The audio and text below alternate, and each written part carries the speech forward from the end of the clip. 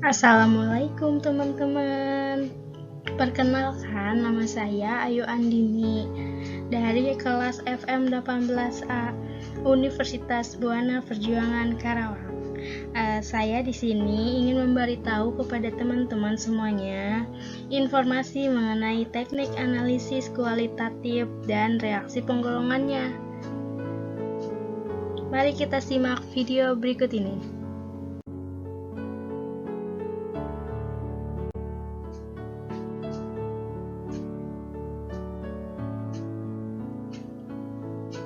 Analisis kualitatif obat diarahkan pada pengenalan senyawa obat, meliputi sifat-sifat fisika maupun sifat-sifat kimia obat.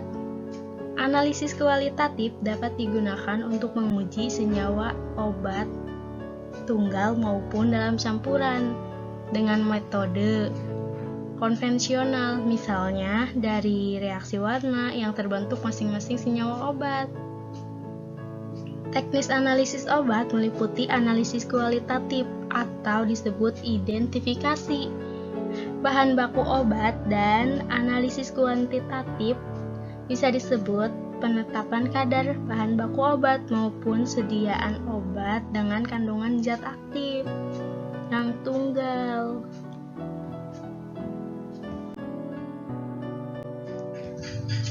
Teknis analisis obat secara kualitatif didasarkan pada golongan obat menurut jenis senyawanya secara kimia, bukan berdasarkan efek farmakologinya.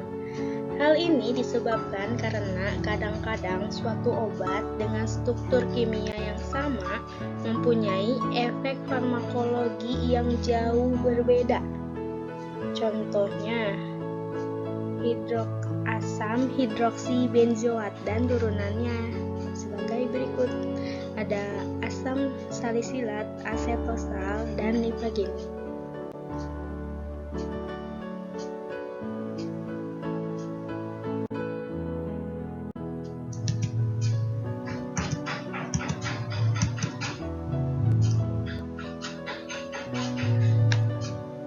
Metode identifikasi secara konvensional dapat dilakukan melalui 3 tahap.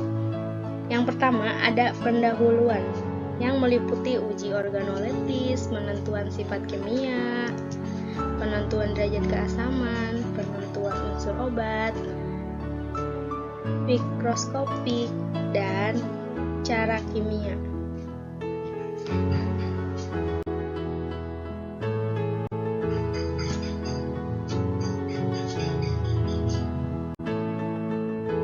Kemudian ada macam-macam metode analisis kualitatif. Yang pertama ada metode konvensional,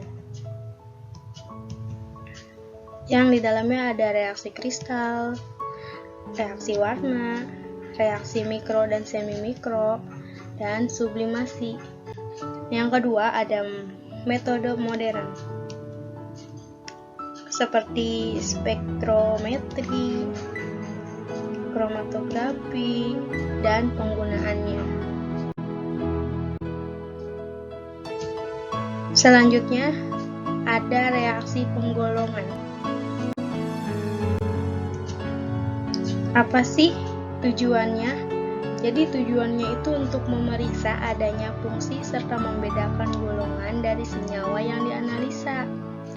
Gugus fungsionil adalah gugus yang terdapat dalam suatu senyawa organik yang berperan pada analisa senyawa tersebut.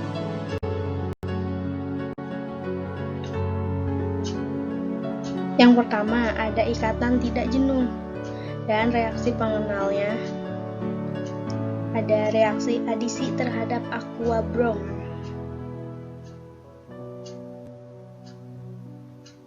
Dan yang kedua ada gugus karbosilat.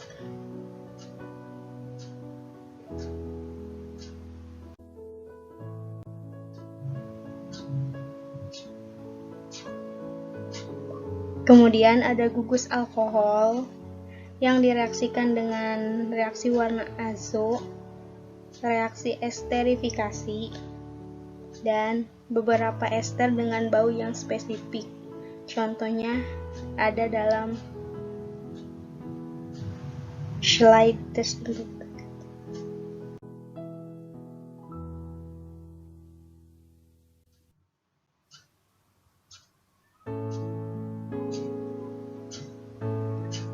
Kemudian ada reaksi untuk alkohol polivalen.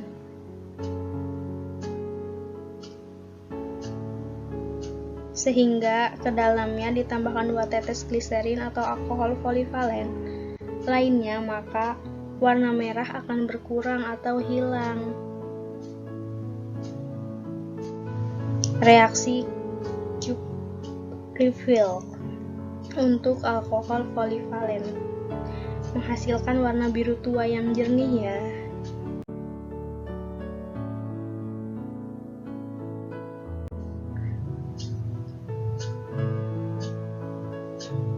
Di sini ada gugus penol.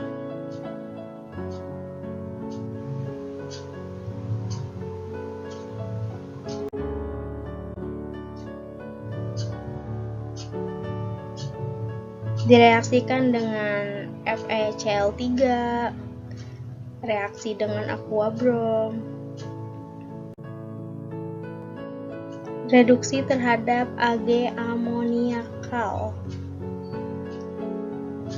akan menghasilkan endapan yang pertama terbentuk, kemudian larut kembali. Dan yang terakhir ada reaksi Le-Rosen atau reaksi Marquis, dan beberapa contohnya ada.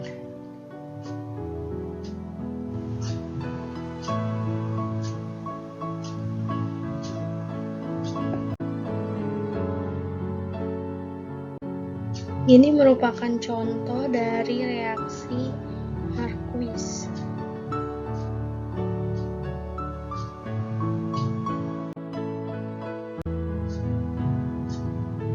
Kemudian gugus karbonil,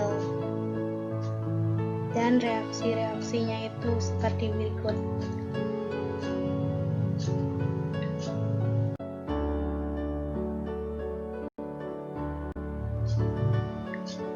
Reaksi terhadap gugus keton, terhadap iodoform,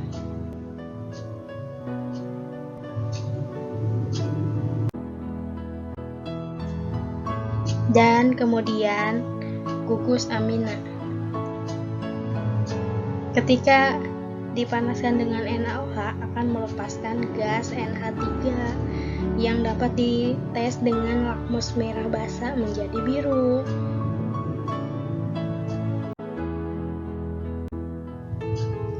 Kemudian gugus sulfon dan sulfonat.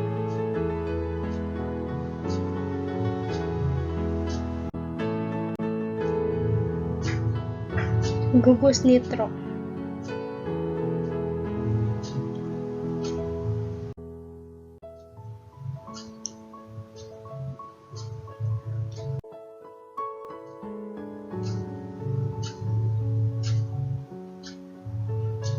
Terima kasih atas